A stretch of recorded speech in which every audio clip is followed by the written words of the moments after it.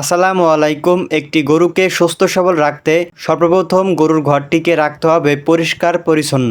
আর এই পরিষ্কার পরিচ্ছন্ন রাখতে গেলেই অবশ্যই গরুর ঘরটিকে ফ্লোর বা পাকা করতে হবে এবং গরু যেখানে খাবে অর্থাৎ চারি বা হাউস, এই চারিকে ভালোভাবে তৈরি করতে হবে। তো বেশ কিছুদিন আগে আমি একটি ভিডিও আপলোড করেছিলাম গরু নিয়ে এবং গরুর ঘর নিয়ে।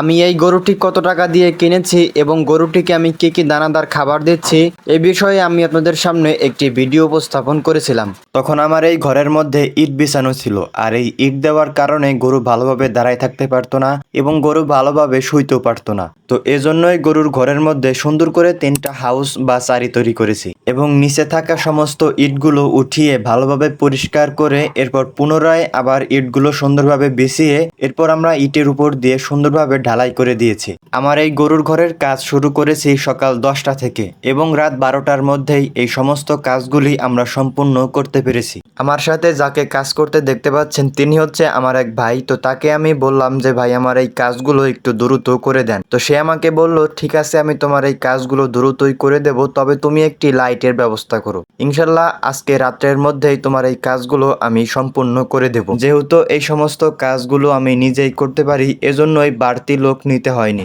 তো এই ক্ষেত্রে আমার কিছু টাকা সেভ হয়েছে। যারা 2-1টা করে গরু লালন পালন করে থাকেন অবশ্যই এই সমস্ত কাজগুলো বা গরু ভিত্তিক সমস্ত কাজগুলো নিজেরাই করার চেষ্টা করবেন। আপনাদের মনে একটি প্রশ্ন জাগতে পারে, আমরা যেহেতু গরুর ঘরের মধ্যে কাজ করছি তাহলে আমাদের গরুটি আমরা কোথায় রেখেছি? আমার কাকাদের একটি গরুর ঘর রয়েছে, তো তাদের ঘরেই 2-1 দিনের জন্য আমাদের গরুটি রেখেছি।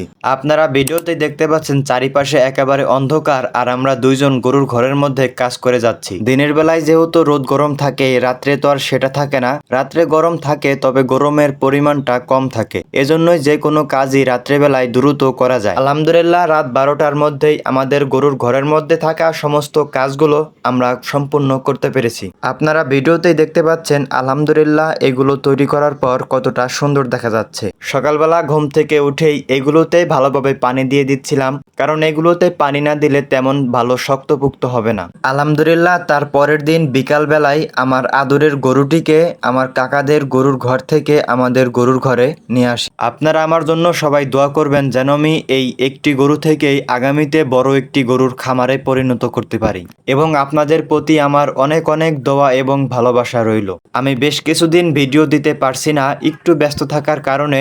ইনশাল্লাহ এখন থেকে আপনাদের সামনে নিয়মিত ভিডিও উপস্থাপন করব। এই ছিল আজকের ভিডিও, দেখা হচ্ছে আগামী ভিডিওতে। সেই পর্যন্ত সবাই ভালো থাকবেন, সুস্থ থাকবেন। আসসালামু আলাইকুম।